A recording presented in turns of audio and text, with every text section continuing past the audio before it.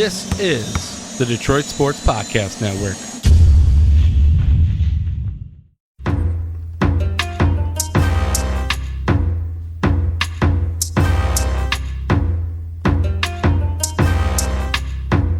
The NBA had a draft. Kind of. More just like a trade fest with some new guys thrown in the mix from college. There were picks made, certainly, but it was an awful lot of trades. Yeah. It was. How many trades did it end up being? I'm not sure the exact. All right, let's see. The third pick was involved in a trade. The sixth pick was involved in. Oh, excuse me. The fourth pick was involved in the trade. The sixth pick, the eighth pick, the 10th pick, the 11th pick, the 14th pick, the 17th pick, the 20th, the 21st, the 23rd, the 24th, the 26th, the 27th, the 29th, and the 30th, all in the first round. And every other pick was discussed for being involved in a trade. Everybody wanted like 20, 22, and a lot 6, of those 5. were multiple trade situations. Like the pick had been moved more than once. Like 4. Yeah. Has been moved 3 that was times. Just the first round. It was, and then the Pistons traded for 4 second-round picks. You had buying the rights to Jordan Bone. Yeah. Listen, more second-round picks got sold than so many got sold. In like the first or the 3 days leading up to it, even they started getting sold. Right. It was like, what was that, a year ago when Golden State paid $3 million for 2 years ago for Jordan Bell. Yeah, and ever since then, people are like, wait, we can just fucking buy these? Buy them from teams that don't want them? Cool. What do you mean we can just buy these? It's an easy way to get non-guaranteed money on your salary cap? Yeah, sure. It's, hey, we were just talking before the show. The non-guaranteed money thing is huge to me because I think, like, I'm looking at early second-round picks in a much different light than I used to because I feel like early second-round picks, late second-round picks are still just like, what are you going to, it's pick 50. What are we going to get here realistically? But it's like 33, you're getting a guy like Carson Edwards, and he's not on guaranteed money. Like, to get that high upside of a scorer and not have to worry about a guaranteed contract. There were guys pretty good even later than that I think were good player. Kyle Guy went at 55. Kyle Guy's a good player. And he went to Sacramento, where I think he's going to have a beautiful fit. Just come off the bench and shoot. Work for Bogdanovich. Didn't work so well for Stauskas. He's going to play next to one of the best, maybe the best young point guard in the league, in De'Aaron Fox. Close to it. And I think he'll have plenty of opportunity. I think that was a great pick. Yeah. I thought the Pistons did great buying Jordan Bone. The rest of the draft, not sure. That's the problem with you pick Euro guy. Like the guy they took mid-second round, not sure. I don't know if he's ever even going to see a floor. Yeah, I don't know much. Does that mean? I don't know much about most of the dudes they took. Like, I think last week I said on here I wanted Cam Johnson. That didn't work out so well because Jeff Bauer wanted him too. Apparently a lot more than I did. He wanted him worse. I don't think anybody wanted Cam Johnson that bad. I thought he would fit perfectly. I thought they could get him, like, if you had to take him at 15, it was reaching. But I was like, all right, he can shoot. You reach for good shooting. Might be the Cam Johnson pick at 11 might be one of the worst draft picks I've ever seen. I mean, Cam Johnson at 11, Tyler Hero at 13. There are some certain ones where I was like, Tyler Hero was also a reach, but I like him. I do too. I thought like, he was a first-round talent. Yeah, I don't know about Miami. He'll beat him up. Good for him. He's going to live that life. He had the suit for it. It's true. This is true. Zion had the Miami suit too. Zion. You know what? Zion's suit actually, he pulled it off. I thought. He looked good. It is not easy to do that, but when you're Mr. Big Chest like him, don't wear the tie. It was also like the most awkward draft I've ever watched. I did like, before we get into this, I did like how when the Cam Johnson got taken at 11, and you texted me and you said, like, God damn it, I wanted the Pistons to take him. I said, yeah, but he is like 23 years old. You said, excuse me? I thought it was a one and done. Like they were like, yeah, he had 1 year at Carolina or whatever. I was like, oh yeah, that makes sense. Like, checks out. Like, just came in, shot. Like, nope. He was at Pitt for 2 years, and then he redshirted a year at Carolina. He's 23. He transferred, and he's like a 6-year college player with a transfer and 1 year of lost eligibility. Tells you how much I pay attention to college basketball.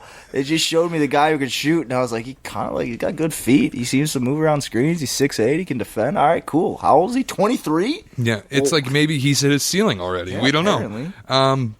No, but it was the most awkward draft I think I've ever watched. The parents thing was interesting at the start, but it got a little much.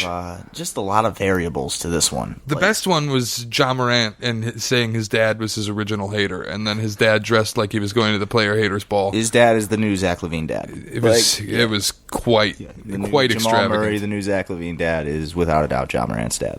I mentioned this to you, like the amount of wrong hats that were worn insane. They got to figure something out. The amount of hairstyles that did not allow for hats to be worn, period, was numerous. They got to figure something out with this. Because, like, they were giving everybody Tissot watches, too, that had the team logo in the middle. And I'm like, are we giving... He's going to have that watch forever.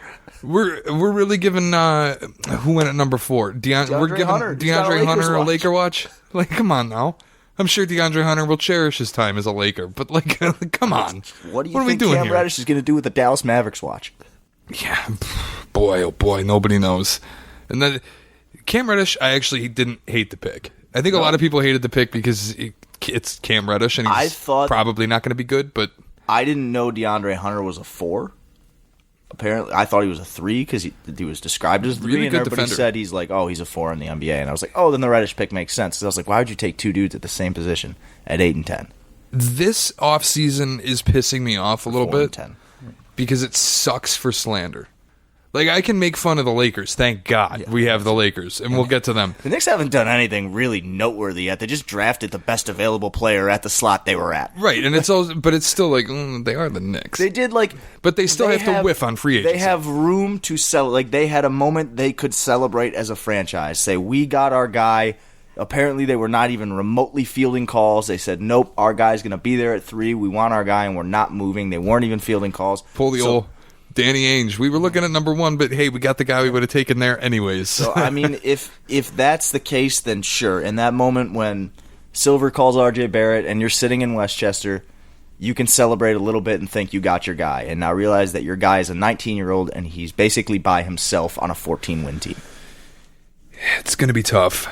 I mean, there will be someone to go next to him. Who that person is, we don't know. But there will be some. It might be Tobias Harris. I'm just gonna say, man. But there will be someone. I don't have these character concern issues with Dennis Smith, but he couldn't play next to Luka because Luka wanted the ball too much. Like, R.J. Barrett had no problem taking the majority of the shots when he was next to Zion. He's not going to have a problem taking the majority of shots next to Dennis Smith Jr. He doesn't care. He will hoist. R.J. Barrett wanted that ball in his hand at the end of every game. R.J. Barrett is going to average 20 field goal attempts. Boy, if he does. Oh, what else? I mean, that's provided they don't get some superstar. Like, if they go into it this way of we're not taking anyone other than A-plus talent, because let's face it, like, what are there, 5 guys who all start with K? None of those 5 guys are going to the Knicks. Like, it's true, and that those are considered the A-plus guys, right? I guess Butler's they could. A. Kyrie might still go to the Knicks if every other team is just like, nah, dude, we're good. If every team says no. Like, the Nets don't want him. Like, the Celtics don't want him back. Why don't you come down to, like, Chicago and the Knicks for Kyrie? What's killing me is, like, the Lakers are the one team that are like, dude, we really fucking want Kyrie, and they can't get him. No. They can finagle a way to get like 27 and then sign him to a 1-year deal and then try to sign him like if he would take a 1-year deal. Good luck convincing him. Yeah. Kyrie Irving, noted loves to help the team guy. There's no room noted for wants ego to be between accommodating. you and me. No, but the slander aspect, I guess I have Cleveland because Colin Sexton and Darius Garland is the most hilarious pairing. Is it funnier than Waiters and Irving? Because they did the same damn thing in 2011 and 2012. But at least, like, what did Kosmas say on Twitter? He said, this is getting... Give me a minute to think. He said getting Garland and Sexton is like having Steph Curry and Monta Ellis, except they're both Monta Ellis. I liked Monta Ellis, but not because he was a great basketball player. Just because I kind of liked Monta Ellis. Like, he was a 6'1" guy and he dunked, so it was cool. Like, but yeah, I don't want 2 Monta Ellises. I'm not sure I want 1 Monta Ellis. It's going to be a lot of guys in Cleveland just trying to take the last shot in every game. It's going to be Kyrie and Waiters again. Like, trying to take every shot in every game. Of Waiters, like, walking into the locker room just screaming at media people. Like, they don't let me touch the ball. How does this happen on every team that Kyrie's at? That some young guys there's just... a Deion Waiters variable to that, too. It's not just Kyrie. Definitely. There definitely is. But, like, how do you piss off Jaylen Brown? We're going to run down the Kyrie rabbit hole.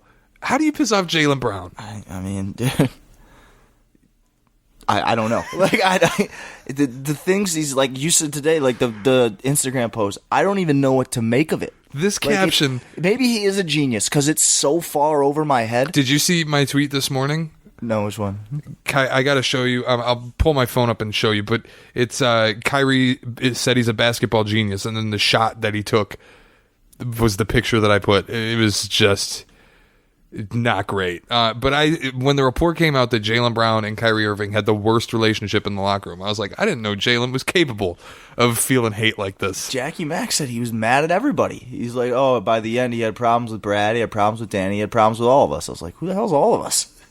Like if Jackie Mack, one of the best reporters in the league, walks into that locker room and Kyrie Irving is like, this bitch again? Like, yeah. Like, that's a problem with Kyrie. That's like, did he walk in and give a middle finger to Chris Mannix every day? The Celtics play-by-play radio voice attacked Kyrie Irving on Twitter.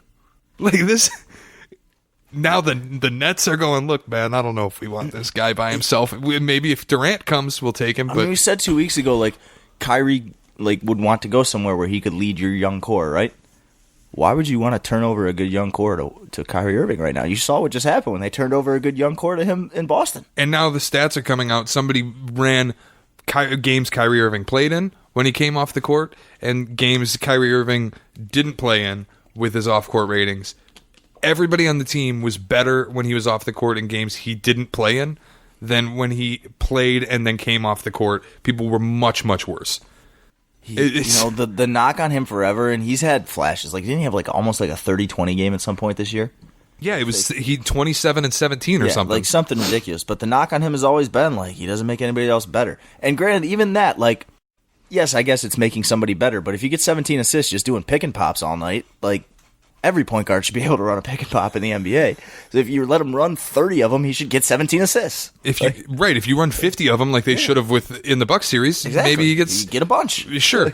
They didn't. But when you run ISO, he wants to finish. He doesn't want to kick it. And I'm starting to wonder how much of it is him and how, maybe just he was taking coaching out of Brad Stevens' hands. He had some Aaron Rodgers to him or something. Right? That's a perfect comp right there, because Aaron Rodgers said, or he didn't say it. I can't remember who wrote that. I think he did. He was basically if Mike McCarthy, I can't remember either, but I thought it was a quote. If Mike McCarthy calls a play that I don't like, I'm changing it at the line of scrimmage calling my own shot. There was a quote in there from the writer or somebody within the Packers organization would talk to him and been like, if Aaron Rodgers thinks he's smarter than you and you walk into the room, you've already lost him. If he knows he's smarter than you when you walk into the room, he's not going to listen to you. Maybe Kyrie Irving, self-proclaimed basketball genius, wanted to walk in and be like, I know more than Brad Stevens. If you say, I'm a basketball genius, you're probably not very coachable. I'm just going to throw that out there. It's just a thought. And Jackie McMullen's been covering the NBA longer than I've been alive. I think she's a pretty good judge of what a basketball genius looks like. If she really thought Kyrie Irving were a basketball genius, she probably would have come out and said it. He wouldn't have needed to say it to her. Right. I bet she thinks Doc Rivers is a basketball genius. I bet if you asked her, she'd tell you. I wonder what she'd say. Do you think Kyrie Irving's a basketball genius? What do you think she'd say if you asked her if Paul Pierce is a basketball genius? I'm too biased to answer that question. No, I don't. Because everything Paul Pierce says, I'm like, this guy's dumb as a rock. But I feel like if you asked, she'd be like, well, you should have seen him on the floor in May 2005, buddy. But I sure wasn't watching. She's like, Kevin Garnett, was he a basketball genius? She's like, absolutely. No question. Kyrie Irving? Not quite sure yet. Remains to be seen. Jury's still out. I just don't get how a guy who so obviously has this much of an ego can put the cat, and everyone in media is talking about his ego, can put in his caption, no room for ego between me and you. And I don't get it. I'm still not sure who the me and who the you is. Why are they capitalized? We are one. I am. What are you talking about? Again, he might be a genius because I just flat out don't get it. It's some Kanye. It's some Kanye West. It is. It really is. I don't know if we read the full caption, but Kyrie Irving's latest Instagram caption is, "Ego has no room between you and me. We are one. I am." Yep. Don't get it. I'm lost. That's it. Maybe the 7th or 8th time I've tried to digest it, and I still just got nothing. I have no fucking clue what that means. No idea. So Kyrie slander is in full effect. We will come back to that because I have come to a point where I just absolutely hate him. And we are going to discuss athletes we loved who we now hate and why. But we'll get back to that because the reason I'm pissed at this offseason is because so many teams are doing things right. Like the Pelicans trading out of 4 to give it to the Hawks. And it's another trade where both sides, I'm like, that was really good for both of you. You both got exactly what you needed. That was tremendous. 100%. Pisses me off because I just want to say what idiots the Hawks were. Yeah, right. I want to find something. Memphis taking Ja Morant and then getting Brandon freaking Clark to put next to Jaren Jackson Jr. I'm like, it's a lot of rim protection. How am I supposed to slander this team at all? I have nothing to nitpick. I'm like, the Hawks and the Grizzlies are pulling off maybe the two most perfect rebuilds I've ever seen. But luckily for me, I live in Detroit, and I can nitpick the Pistons a whole bunch. See, if we can, we should, because I like the Doumbia pick. I don't like it because like Brandon Clark was available. I mean, there were other people I would have rather had at 15, no doubt. Like, no doubt. And 30, like, but I'll still say fine. Like, the kid comes highly respected from Europe. Like, yeah, people think he's 18 going to be years good. old. I'm not going to judge him. Like, he's the 15th pick, so if he can play this year, then I'll be happy. You're basically getting Zion, except out of high school. Right. Like, and also not quite Zion. Yeah, but like maybe like the athleticism is close. Rotation guy. Just be a rotation guy. Like, I'm not expecting you to be Zion. You know what I mean? But the one at 30, that got me mad. Like, you just got that pick. Like, it was a bonus for the whoever's gonna fall. And I get that he's 7'1", 206 pounds, but you just got the pick for nothing. Take Bol Bol, or take Kevin Porter. Like, the word on Kevin Porter is if he gets his head on right, he could be a generational scorer. But it is guaranteed money. Not like a ton. See, the weird thing... It's the 30th pick. What's that, like 1.6? The thing I didn't like about it was how they traded 30 for the 4 seconds, and then they immediately traded one of the seconds. Yeah. And I was like... And you're just now you're losing me a little bit. That 30th pick right then and there, just because of the guys who were still on the board, had more value than any future second. Like, it's just not... Just because Porter was still there, because Bol was still there, like, you gotta at least take a swing. And I guess if they knew that they were going to have an opportunity to buy Jordan Bone, but you could have taken Carson Edwards at 30 and had a guy to play behind Reggie Jackson, in front of Reggie Jackson. I would gladly play him in front of Reggie Jackson. Because I really think at 33, with Carson Edwards, the Celtics got one of the 3 best steals in the entire draft. Yeah, I don't know enough about the rest of it, but I liked Carson Edwards.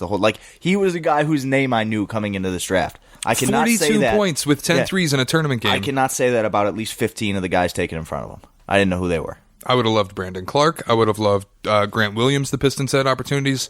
There's a lot of guys that I thought the Pistons could have gotten. I think part of the issue with Sekou Doumbia is, like, how many times are we going to do this same deal where the Pistons always take an international player? And I know it's not fair because Luka and Giannis. Yeah, but the Pistons' record of that is not very good. But, like, when you're the organization that has Darko hanging over you. First of all, NBA champion Darko Milicic. Listen, we got to put respect on his name. It's true. But yes, the point remains. It's always a tough look to sell a fan base who just came off an 8 seed in a first-round sweep on a guy whose name they can't pronounce and they've never seen play before. 2 guys whose names they can't pronounce. It's just really tough to do. But if you hit and you end up with Porzingis, I mean, they booed the shit out of Porzingis, and then 3 months later they were cheering his name at the Garden. Like, true. You don't have to hear of him.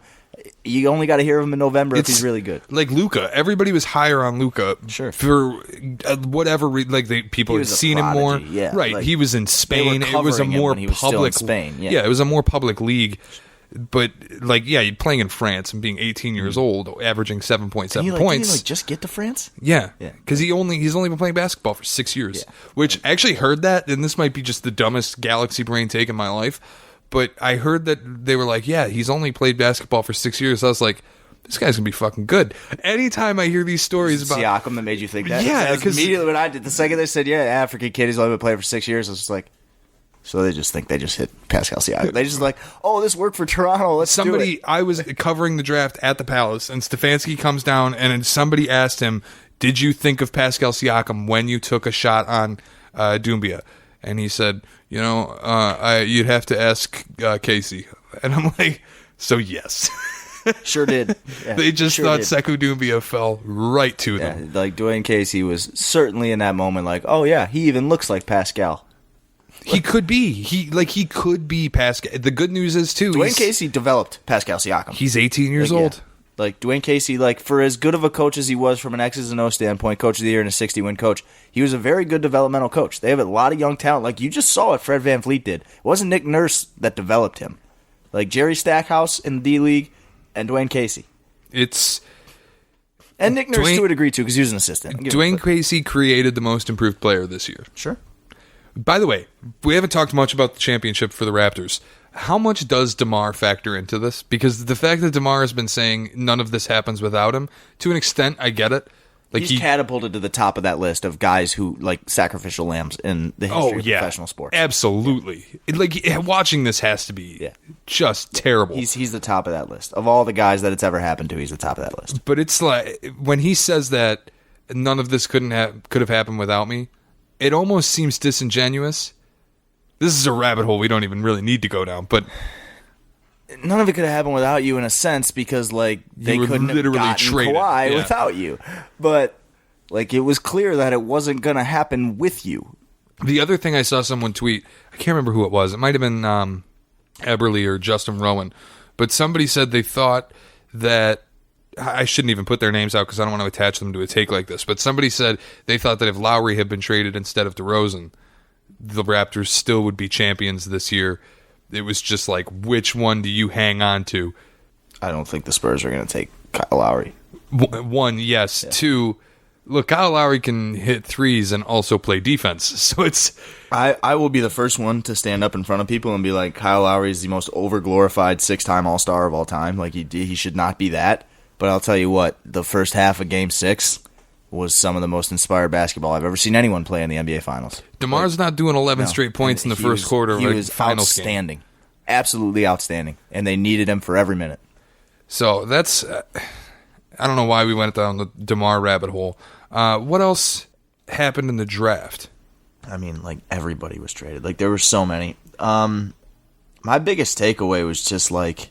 Man, Atlanta's got a plan at least. Like all more these other teams, more than a plan. But like the young teams that are like, oh, we have this core, we have this. Like you look at Phoenix, and you said this. I think maybe you texted me or told me this the other day. But it's like, okay, cool. Like you made some space, and then all of a sudden you filled that space with Aaron Baines and like all this other stuff, and now you don't have enough room to go get a point guard. Like for like a split second before you did all this. Oh, the Suns? Yeah. Like, you had this room where you could have chased a free agent point guard, and then you filled it, and now you can't chase a free agent point guard unless you renounce Josh Jackson. Talk about a team we can slander. What the fuck were they doing? I have no idea. Like the Suns were one team that I watched this whole draft, and I was like, just what in the hell? What's happening? Are they doing? When they traded down from 6 to 11 to take a 23-year-old. My biggest thing for that, too, is everybody on that bench. And the same thing had happened with the Baines trade. It was the same two moves right back to back. Billis and Chauncey and who was it? Reese Davis and I don't. It doesn't matter. They all said right away, Jeff Bauer got his guy. Like loved Cam Johnson and loved Aaron Baines. And I was like, wait a minute. James Jones is supposed to be making these picks. Why is Jeff like what? I don't know what James Jones was doing. Is the one that's supposed to be in charge of picks and player personnel and things like this. That's what they hired him for. Jeff Bauer is not supposed to be making these picks. What's happening in Phoenix? I don't have any idea what they were doing. No clue. I don't know that they have any idea where they would. It's become my favorite potential destination for Kyrie. It would be hilarious. And like everybody's rumoring, him or D'Lo, because everybody's friends with Booker, or D'Angelo's going to end up in Minnesota. And I'm like, what is it? Like Kyrie could end up in Minnesota. And I'm like, what? No, it's never going to happen. Like, there is never going to be a moment where Kyrie Irving says, yep, I'm going to move to Minnesota. And that's, like, the most unpredictable person ever. I could never assess what he's going to do, but I'm confident he's not going to do that. Yeah, I'm pretty confident. Like, Portland, I could see if Damian Lillard didn't exist. Yeah, like... But even Sacramento, if De'Aaron Fox didn't exist, I could see. But Minnesota? No. Buddy, I don't think so. Like Milwaukee, no. Minnesota, no. Miami's like a crazy long shot, but I just would not. There's no pathway for it, but everybody keeps mentioning Miami. Like there's some kind of player just because they're Miami. I'm like, they're in the tax. It's the same thing everyone keeps doing with the Lakers. Yeah. They can afford Kawhi. At least they have $23 million, though. True. Like the Heat have nothing and no assets to give away to create space. At least the Heat aren't paying an incomplete roster tax. Fair. So 100% fair. It's Like you could have $23 million, or you could have 6 players on your roster. At least they're not paying Josh Smith next year. The of two teams that are in purgatory, the Pistons and the Heat. At least the Heat don't have to pay Josh Smith for next year. It's true. It's they do have a path to creating a max, but it's a really weird one. They would have to get somebody they couldn't do it to get an and A it's guy. not like It'd have to be an A+ guy. It's also not like they can retool on the fly either. No. Like they kind of are. Hassan Whiteside is basically holding Pat Riley hostage, like gun in his mouth. And after last, Dragic kind of bounced back from the injury, but he missed so much time with the injury that contract's not even that great anymore. It would have been very movable if he were healthy all year. Sure. You could attach him to something and get some space, but now you can't move him because there's too many concerns and he's old. But teams will take bad contracts. There are teams that will Dragic be is, willing. in the grand scheme of thing, that's an all-star point guard. He's a guy who's I think he won most improved or made an All-NBA team when he was in Phoenix. And Cleveland is begging people to take bad contracts. I mean, to give bad contracts for J.R. Smith. 4 blue check marks all saying New Orleans is going to trade the 4th pick for Kevin Love.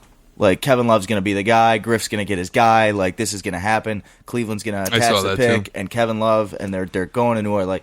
It's okay, well, that doesn't make a lick of sense at all.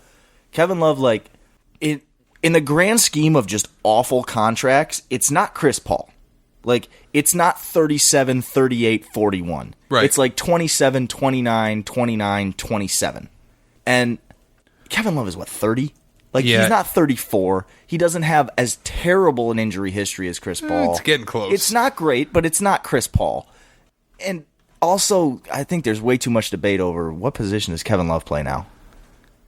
It feels like he's not going to guard fives and be durable. It's not going to happen. Because it does feel like he was perfect unless for he what goes back to Fat Kev. It feels like he was perfect for what the league is becoming. Yeah.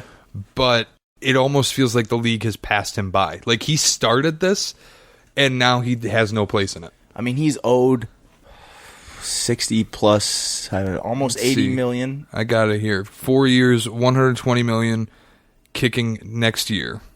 So 1 year, and then he'd take maybe he'd take a $70 million buyout. It's 28, 31, 31, 28.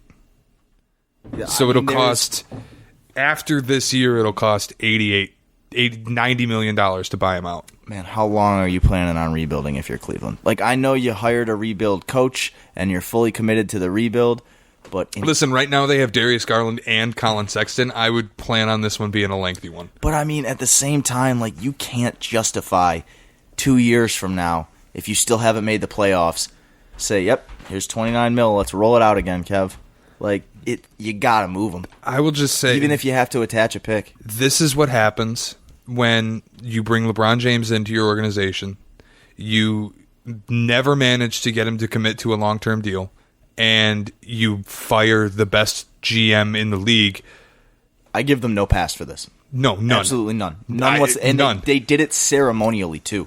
They were like, Kyrie's gone, LeBron's gone, we have to retain something from the championship. They put him in a hard hat. They had him in front of all the workers signing that contract in a suit, in a hard hat. They paraded him out there. They said, this is our guy, Mr. Cleveland, Kevin Love. And now you're stuck with him. This is exactly what happened to the Heat with Chris Bosh. Yep. It's exactly the same thing. The Heat, still had Dwayne Wade, and the blood clot was unfortunate. It's tough. Realistically, the Heat could have been okay if he never got hurt like that, because he also could have. They won a playoff series in 2015 or 16 or something. He would have been before D-Wade left. Very nearly a rematch with Cleveland. I remember, but they would have been he would have been a second option again. Mm-hmm. He would have been a more prevalent scorer. He wouldn't have. Guy's a Hall of Famer, right? He wouldn't be hiding behind LeBron, basically, and he would have only been 30. Yeah, 31? So they had an opportunity. But again, it is the same thing because they gave him the same contract. Mm-hmm. It's the same deal. Yeah. And the problem with Cleveland is they have a horrible front office and an owner who doesn't know his ass from his elbow about basketball. So it's and the difference is I wouldn't say Miami had to do that for Chris Bosh, but it was, he won 2 championships. He was, in my opinion, a bigger part of those 2 championships than Love was in 2016. That was a contract you give out. Well, Chris Bosh didn't get benched in order for them to win the championship. That was a contract you give out. You gave Love an extension a year early. You didn't even have to give it to him then. You had another year before you had to extend him.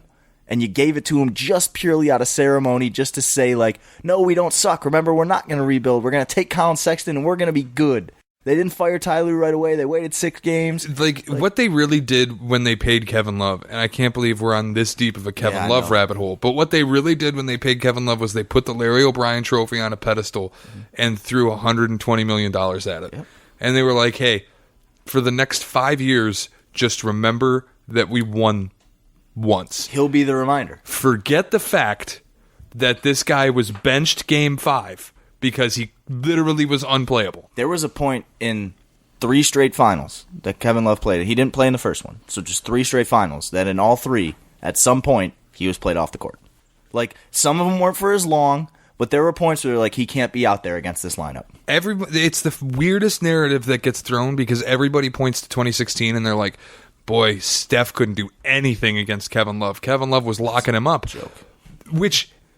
really, it was like, was it Steph getting locked up? Was it Steph kind of choking? Or was it just like, boy, oh boy, Kevin Love really got played off the floor and we don't want to talk about it because he was literally benched in games that they won. He literally did not play. I remember. It's tough. I mean, is he a Hall of Famer? I don't know. He's an all-star. He was a great player in Minnesota. I mean, 30-30 guy, you know? Like, he was great, but...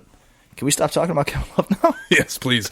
Instead, we do need to get to how do you land 2 top 7 talents? 2 top 7 talents. And still manage to be an active dumpster fire as an organization. How? There's only one explanation because it's only happened the one time. It's this. This is how. Rob Pelinka is your general We're manager? watching it in real time. I tweeted today, at some point, we need to begin discussing when do we put Jeannie Buss in with the James Dolans and Robert Sarvers of this league. Because there is... you find me another owner besides those 3. And I'm even taking... what's his face in Sacramento? Vivek? I'm even taking him out because they're doing real well right now. Yeah. And he's kind of... engineered this. And he's been good for their community. People in Sacramento seem to like Vivek. They kind of have turned back on him, but find me an owner in this league besides Buss, Dolan, and Sarver who would allow this level of gross mismanagement and incompetence. There are certain owners who are bad owners for whatever reason. Like, you know, you think of, what's his name? God, I can't even remember his name in Indiana. Herb Simon. Yep. He's cheap. Like, that's his thing. He doesn't pay people. That's why Same he's thing a in bad OKC. owner. Yeah. They just need to stay under the tax. That's why he's a bad owner. What I think we'll do for Tita in Houston is he's kind of a little cheap. Like, they made moves this year when they had a chance. He's very cheap. They made moves to stay under the tax. They got rid of James Ennis. They didn't use their mid-level. Now they want to get out of Chris Paul. Yep. And, like, he clearly has buyer's remorse on Chris Paul. Very clearly. And I think that will be what does him in. Jeannie Buss is not cheap. James Dolan is not cheap. They will spend. They will just spend wrong. And they will hire the wrong people. And they will grossly mismanage their organizations that were both, coincidentally or uncoincidentally, however you look at it, bequeathed to them through will. Sure.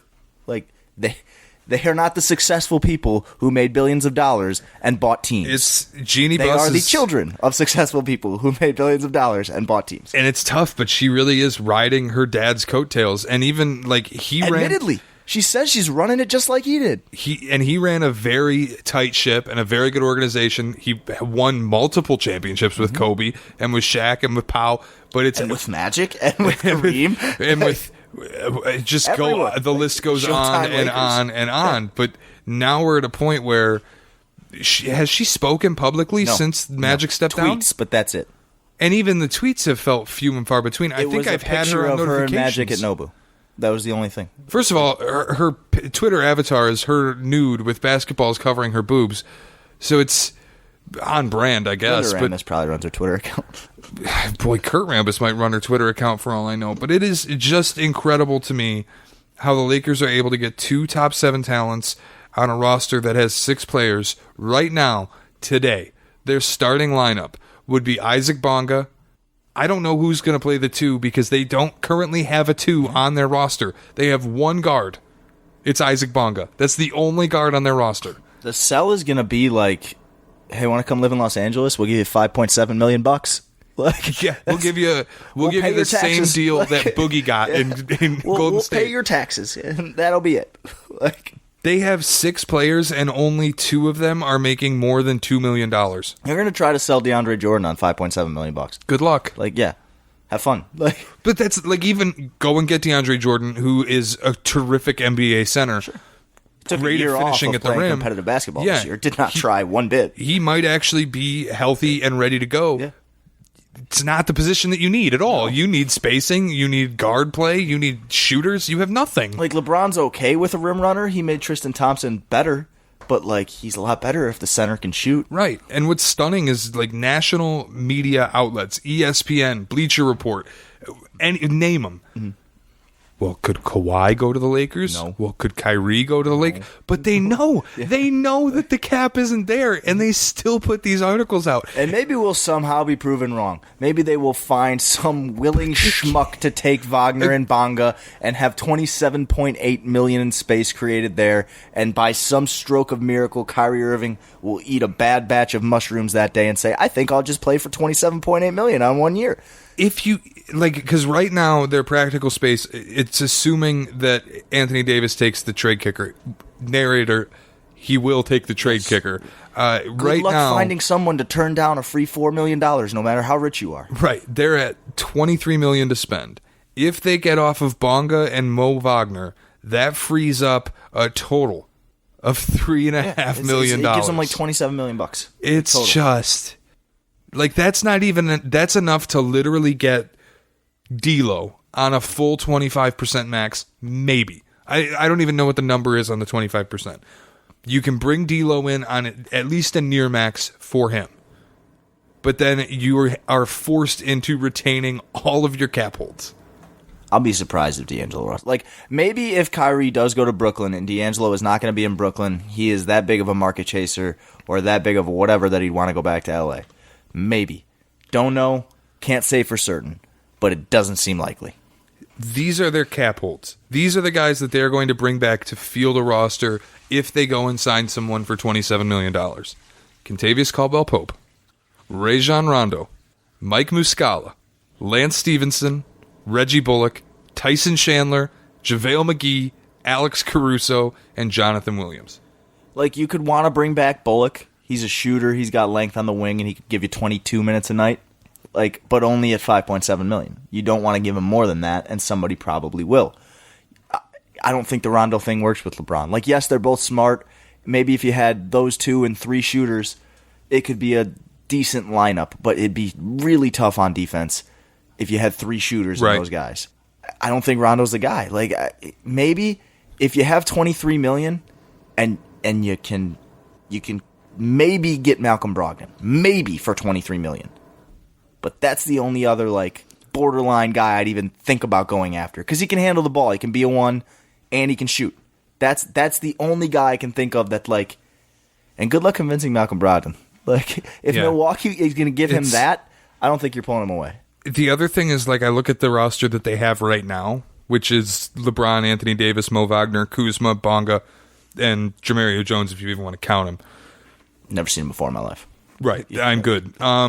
They have 5 forwards and 1 guard. Like, you know where LeBron's going to play. Mm-hmm.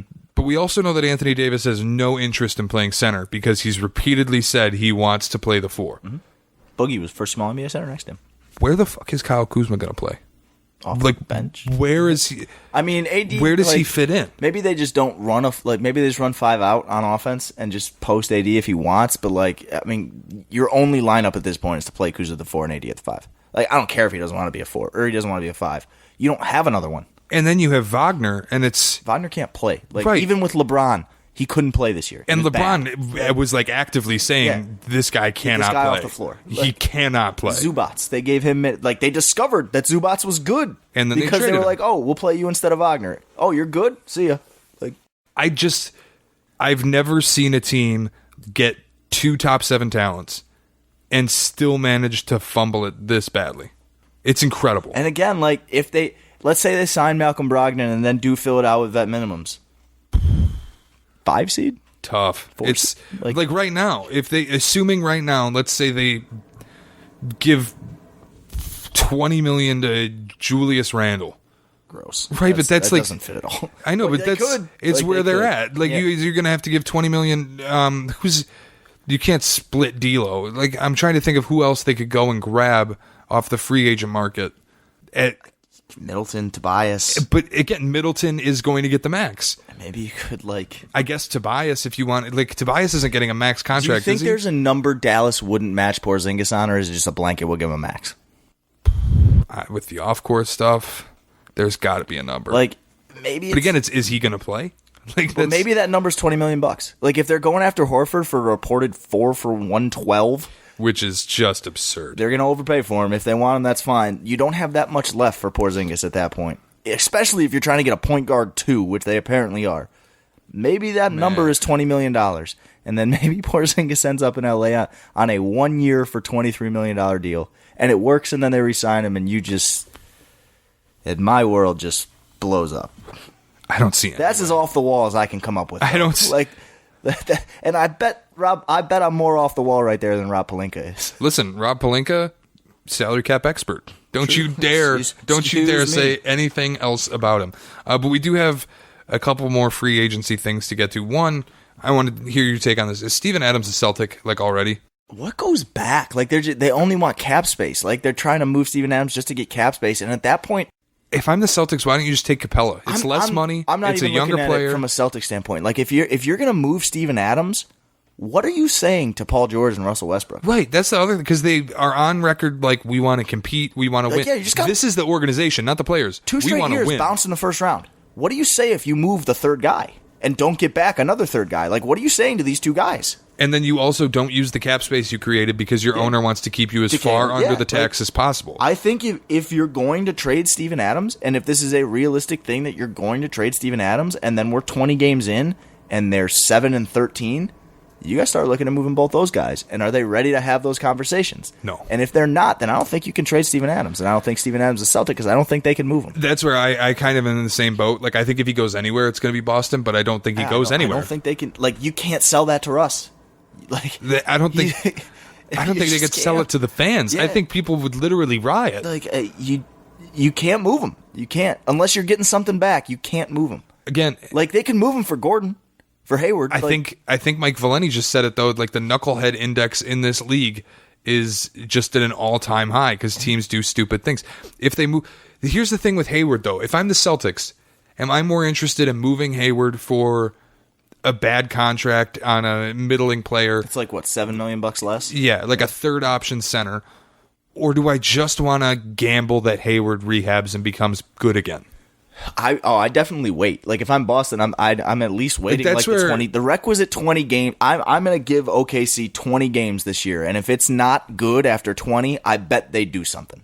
Sure. Like it seems like we're to that point. 2 straight first round exits, even after you had 2 guys who made All NBA teams. It's time to start taking a long look and wondering if that's ever bringing you a championship or if it's time to punt on this and rebuild. I think the same thing goes back for the Celtics. Like, give it 20, maybe 30 games, see where Hayward's at. If it's still as bad as it was last year, time to go. Like, figure something out. Russ's Supermax kicks in this year, right? Yep. It's about time to look at that. If they're going to punt on Adams, then it's starting to look like we're going to punt on all of it, which is why I think he doesn't get moved to at least 20 games then. And then, so the other guy we got to look at for free agency, the surprise, the one that broke my heart. Where's Al Horford going to go? The 4 for 112 thing blew my mind when I heard Jackie Mack say that. Is it really Dallas? Because they keep saying it's a mystery team, but everybody's like, it's a mystery team, but it's Dallas. Dallas. Like, it seems, I mean, the Celtics apparently offered him a 4-year deal. Like, it was I heard it was a 3-year deal, and then I've heard it was a 4-year deal. I've heard people say rumors that Danny Ainge is using this to create leverage, which I think makes no sense.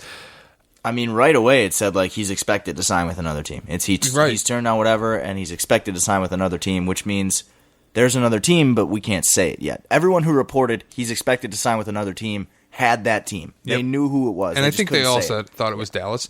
But then the reports come out that maybe it's the Clippers, which I would love. But now reports come out that Kawhi is seriously interested in staying in Toronto. How much does it cost if you're the Clippers for Al Horford? And is it worth it over Montrezl Harrell? Maybe not over. That's the problem for a lot of these teams right now. I think the NBA is in a weird spot because, like Brooklyn, if they go get Kyrie, how much do you stunt your young core? Look at Boston. Right. That's where, like, you see what just happened in Boston. Wasn't Jason Tatum supposed to be third-team All-NBA this year? Kyrie could do just as much damage to their development. And I don't know that he really damaged their development, but he certainly damaged their season. Sure. And it's so, like, Kyrie goes to Brooklyn, and all of a sudden, Jared Allen isn't exactly what you wanted him to be. You've got guys like Joe Harris who aren't getting the shots that they were getting a year ago. Karis LeVert doesn't have the ball as often. And you're looking at guys who all of a sudden just aren't what they were projecting to be. Same thing for the Clippers. If you send Horford there and he's starting over Harrell, does Harrell all of a sudden lose a little bit of his development curve? It's like, I think teams are in such a position where they've been rebuilding and also building on the fly. My Brooklyn take is like, I don't know how much better you get adding Kyrie to a team, because I truthfully believe this. If Karis LeVert does not get hurt last year, they still have one All-Star, but it's LeVert and it's not D'Angelo. The beginning of the year, it was Karis LeVert's team. It could have been, but like, it was Karis LeVert's team. He was outstanding. They wrote features about him. Like the day before he broke his foot, they wrote features about. Like everybody was like, Karis LeVert's going to be an All-Star. He's great. So if he comes back after a summer and is just as good again and looks good, you already have 2 All-Stars on your team. Maybe don't look to add Kyrie, even if you can't get KD. Maybe like Kenny Atkinson was an assistant in Atlanta, right? Mm-hmm. How about 3 years and 60 for Paul Millsap? Like, Seems how about better. a veteran guy at the 4 to come into that locker room like you had with Dudley, a veteran presence, but a guy who's actually been an all-star, who's played in a conference finals, if he doesn't want to go back to Denver? I think that's kind of where a lot of teams are at, specifically Brooklyn, where it's like, yeah, we can get Kyrie, but do we really want to do this if we're not also getting Kevin Durant? Because I made a point today, look at every team that is led by an elite lead guard. Mm-hmm. And I said, yeah, there's success to be had there. Look at Portland and look at Golden State. Then again, look at Portland and look at Golden State. Like, these two teams were led exclusively by guards. Portland got swept out of the conference finals. Golden State looked like they were missing, a wing. The entire finals against the Raptors. And it doesn't have to be Millsap. Like, I said Millsap because of the Atlanta connection, but like Mirotic, Marcus Morris, just somebody who fits there in the 4, and then pay D'Angelo, and then go get another guy. If you could get someone like Mo Harkless, that would be somebody perfect, better than Mo Harkless, right? But yes, that type of fit, where you can get a sort of stretch big that'll space the floor a little bit. It won't need a ton of money. I think they need that more. Like, everybody this summer is chasing stars. I think a lot of these teams need complementary pieces more than they need stars. Because a lot of these teams have stars in their youth, like Brooklyn. Like, why doesn't Brooklyn just bring D'Lo back, tell D'Lo we're bringing you back, just wait a week. Sign someone, bring D'Lo back. You're golden. There are impact players, like guys who can give you good. Like Rudy Gay was really good for the Spurs this year. He's probably going back to San Antonio, but if he's not, he's out there. He's unrestricted. Valanciunas, nobody paid attention because he was in Memphis. Yep. Had a great second half after he got traded. Thad Young's probably not going back to Indiana. They're probably going to do Sabonis and Turner in the front court. That's another guy. Rubio's probably going to Indiana too. Derrick Rose is out there. Like, there are plenty of guys. Farouk Aminu played good minutes in the conference finals. Willie Cauley-Stein's agent said today he doesn't want to go back to Sacramento. That's another big. Listen, Jabari Parker just got declined his team option. They do want to bring him back, though. They said they want to bring him back. I just don't want to pay him $20 million, which I can't blame them. Listen, I don't even know who their GM is, so I don't know who said that. $20 million. Like, who the hell made their pick at 9, by the way? What was going on? I have no idea who it is. Like, boy, oh boy, they had a tough draft. You got to look at Trevor Ariza is available. That's a veteran guy you can bring in who can shoot a 3. He just won a championship. And yes, right. He is physically allergic to dribbling, but he can shoot. Yeah, and he well, can play defense. Work really well if you put him in Brooklyn. If you just don't want to give D'Lo a max, Ricky Rubio. Yeah, but I'd rather have you. Like, all the talk is that Rubio's like basically locked into Indiana. Yeah, and it seems to make sense. Yeah. Thad Young's going back, right? I don't think so. Like, if you're going to bring Rubio in and if you're committed, I mean, you have paid Turner. This is the last year before you have to pay Sabonis. I think you have to take. You got to put them both in starting lineup and just try it. You got to see what you have. I think Bojan's a guy who could get interesting. Like, there are a lot of guys. They created some room. Indiana has like $30 million in cap space after getting T.J. Warren too. It's pretty impressive. And I think Bojan's somebody they're bringing back. I think they value him a lot. That Larry Bird guy. That Larry Bird guy knows what he's doing. Well, he's just an advisor now, just because he literally quit because the owner was cheap. Like, that's legitimately why he's like, no, I don't want to do this. He wasn't even a thought to pay Paul George a Supermax. I remember when I was in Boston, those Grousmans, they would pay anything. But he's like, I went to Herb Simon, I asked for $200 million for Paul George, and he laughed me out of the office. I was like, I'm not working for this guy anymore. Like, Paul George is worth that. We should want to pay him that. Like, and then they traded him for Victor Oladipo and spare parts. And I guarantee you, like, whether or not he would have hurt the quad at all this year, they weren't paying up for Vic in 2 years. Thank God Victor Oladipo became what he became. Yeah. But boy, that trade didn't look great at the time. Yeah. He'll be in Indiana, unless he takes less money because of the quad. But like, if he would have stayed healthy, and in 2 years from now, probably would have made another All-NBA team in the next 3 years. Would have been Supermax eligible. Was never going to get it. I don't know if he would have made it first or second All-NBA team. You don't have to. How many thirds do you have to make to get the Supermax? Kemba only made one. Oh, true. Oh, fucking hey. I'm thinking of Mixtape and Tyler talking about he doesn't think that third-team All-NBA players should get Supermax deals. Yeah, well, they do, though. Which, he says... Klay Thompson doesn't think that either. If you're a top 15 guy, you shouldn't get that. Yeah. All right, athletes who we once loved, who we now hate. Right now, I can't think of anyone other than, because of recency bias, I cannot think of anyone other than Kyrie Irving, who has completely destroyed my organization, completely destroyed this rebuild. All he had to do was just admit that he was re-signing, say he was staying, even if it wasn't true. Don't be a dick all season. And like, my theory that when I was like, I think Terry was just causing problems in that locker room, after it came out that Jalen did not like Kyrie, I was like, oh, 100%. Kyrie was destroying that. How? Because Jalen can't hate anyone. I don't believe it. I don't think he has that emotion in his heart. The first one for me, weirdly enough, came through hockey, and I thought Marian Hossa. Like, he came to Detroit. I would have never thought of Marian Hossa. Bailed and went to Pittsburgh. And That's a good one, though. And then Chicago. He lost to Detroit in Pittsburgh, came to Detroit, lost to Pittsburgh, and then went to Chicago and beat Detroit. So I hated that guy. But I don't give a shit about hockey anymore, so I don't really hate that guy. That's just the first one. Either. The first one that came into my head.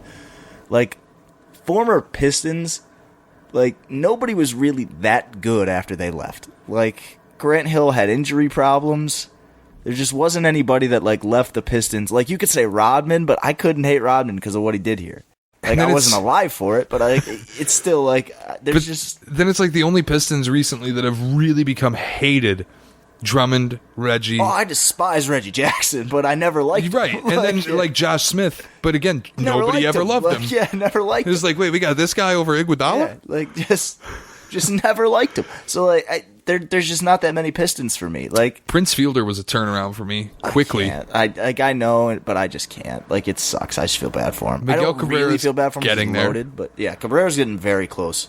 He's approaching the danger zone. I loved Miggy, but this whole, like, I don't want no child support payments. How about Dave Dombrowski? I hate Dave Dombrowski. Does that count? Oh, yeah, that counts. Fucking dickhead. Yeah. Is that allowed to count? For sure. Definitely hate Dave Dombrowski. I don't blame him for not getting it done. Joe Dumars kind of.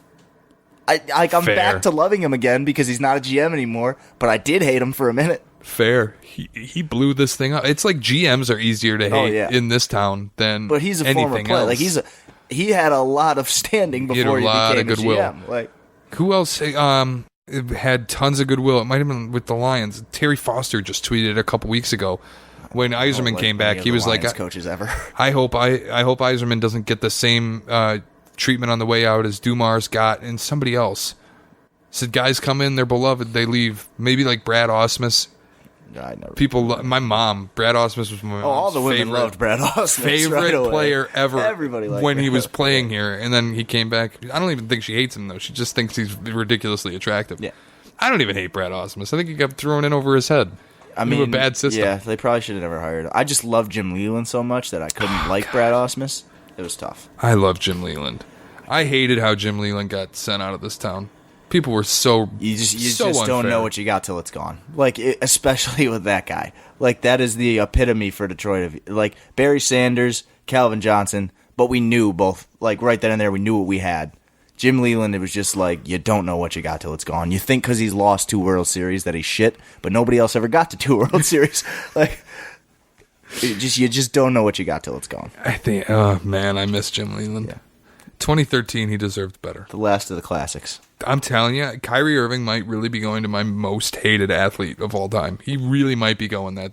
The Instagram posts, the promises of coming back. Instagram posts, there's so many things I just don't understand that goes over my head. How do you release a commercial, nationally televised, Thanksgiving weekend, filmed in the garden with your dad, and talking about, I want my number in the rafters, I wear number 11 for my father, I want to be the reason no one ever wears it again, and then you leave. I hope they less sign than somebody 6 and they wear months number later. 11. I hope somebody picks number 11 for the Celtics next year. I hope that whoever he signs with, when they come to the Garden to play, they play that commercial on the Jumbotron. That'd be awesome. I would love that. The reaction for Kyrie when he comes back to the Garden the first time is going to be fun. It'll be a blast. Because it might be an all-time booing. There's no, spin there. When he went back to Cleveland, everybody's like, oh, but you got to cheer for him because of the championship. And remember, he went back on opening night. It was Boston against Cleveland opening night. He also didn't... Oh, he did play that game, yeah. And, they cheered him. I guess, you won a championship, you're whatever. There is zero reason to cheer on Boston. Oh, no. No None. reason.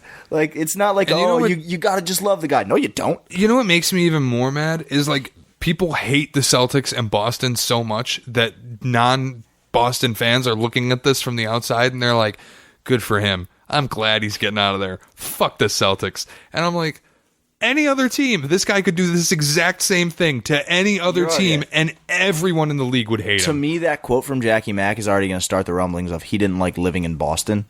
I wonder why. Did he feel comfortable in Boston? That'll start. I'm not saying that's something I'm thinking. That narrative will be out there. When that came out, I said Kyrie is the only athlete I can remember in recent history to come to Boston and genuinely not like it. Kevin Garnett actively tried to cancel the trade that sent him to Boston. Eventually, he waived his no trade. Eventually, he came to Boston. He said he loved it. He said he would have never left. It was the best time of his life. I mean, Paul Pierce probably didn't want to get drafted there, ended up there, loved it. Ray Allen, loved it there, went to Miami, loved it there, but Kyrie's just in his own head. Kyrie's God the only knows only what else guy. is in there with him. And it just makes me wonder, no matter where he goes, if he goes to Brooklyn, will he be happy? That's what I think other teams have to start thinking about now. Kyrie leading yoga classes in Prospect Park. I'm telling you, what NBA team wants to put max money on this guy right now? Because he was in Cleveland with probably the best basketball situation outside of Golden State in the NBA. Actually might have been better if not for Kevin Durant. Seriously. And he was like, this isn't good enough for me, guys. I got to go. He initially asked for a trade after 2016. Right. Right after they won a championship, and Griff talked him out of it. Once Griff was gone, there was no chance of keeping him anymore. You just won a championship. And he wanted out just so badly. He's just the biggest shot, arguably, in NBA Finals history. He goes to Boston. He has this 1-year honeymoon that gets derailed by a knee surgery. Mm-hmm. The second year, everybody else got kind of good without him. Mm-hmm. The team did pretty well, and he comes back, and all of a sudden, another great basketball situation where he just wasn't able to get into his role, and now he wants out. How many times are we going to see Kyrie go from great basketball situation to great basketball situation to now it's just going to be slightly diminishing basketball situations because it's not getting any better than what he had in his first 2 stops. No. And it's just going to be 2 years of, I want to be here for life. You know what? Actually, I don't like that Jared Allen all that much. Kind of a dickhead in the locker room. His afro is cooler than mine. Or him and Kevin Durant start playing together and Kyrie realizes, wow, I can't have the ball in my hand as much as I want to when I'm playing with this guy. I love him. Just like playing with LeBron again. Yeah. He doesn't follow LeBron on Instagram. That's something I saw today. He had to call him and tell him sorry.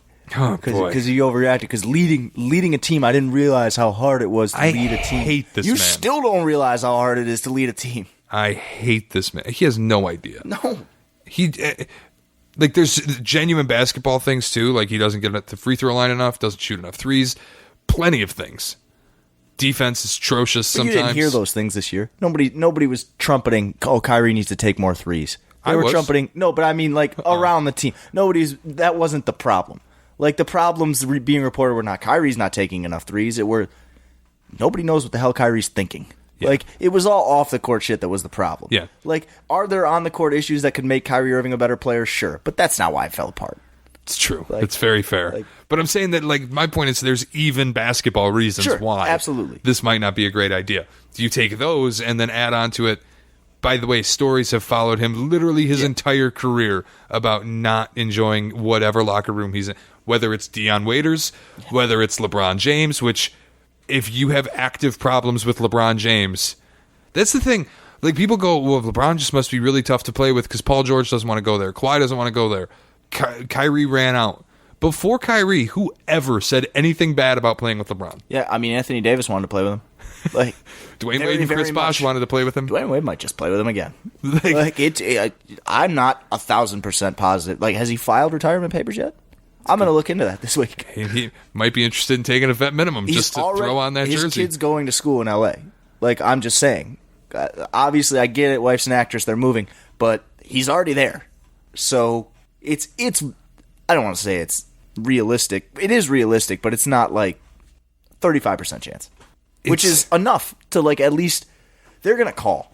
They're definitely going to call, right? They should. If they're down to, like, we need one more guy for $3.5 million, if for no other reason than that, we'll would just give you be 20 games off. Like, Dwayne Wade wanted to play with him so badly that he elected to leave Chicago, where he signed to play in his home, to go to Cleveland. if they don't have a starting two guard, Dwayne Wade is going to be on that team. The starting, they don't have a two guard. But that's what I'm saying. They don't have a two guard. Put him on that team and tell him you only got to play 60 games, and we'll play you 24 minutes a night, and you can close games and start games, and that's it. Like, we'll play you the first 6 minutes of the Pretty good game. deal. You'll sit the rest of the first quarter. We'll play you 6 minutes in the second quarter. You'll sit. We'll play you 6 minutes in the third quarter. You'll sit, and you'll play the last 6 minutes of the game. Pretty good deal. Like, boom. And you For 60 games. you for also 1 year. get to be the Like, third option. Yep. You'll score 60 a night. He will. It's Like, listen, it's a no-brainer if he you did it ask this me. year. It's not like he can't do it. He's not like he's bad. I would love to see that. Team Banana Boat. It's crazy. This is the last thing I want to say. We'll get off, but it is insane that Kyrie has like almost brought me around to feeling bad for LeBron. Where I'm like, maybe Kyrie just created a totally unfair narrative about this guy. It's possible. Kyrie, like, again, like, everything he does is just going over my head at this point. Like, we're in for 6 days of just pure confusion. Like, I'm going to be baffled. I can't by wait till it's everything he over. says. Oh yeah, no, it's gonna be awesome. Like, when it's set, I can't wait for Summer League to tip off and everybody to be courtside watching the young guys on their new teams wearing their $500 gym shorts. A whole deal. Can't wait for Summer League. Absolutely cannot wait. I'm really excited for Summer League. Next week, that's what we should do. Best Summer League teams to watch. But we're gonna. 6 o'clock a week from. Oh less shit, than we a got week from free right now. agency too. 6 We o'clock got a on lot. Sunday. Next week's gonna be a big show. Oh yeah. Let's put something together this week. We'll get something good. We'll do it. All right, we'll see you next week. Thanks, guys. Later.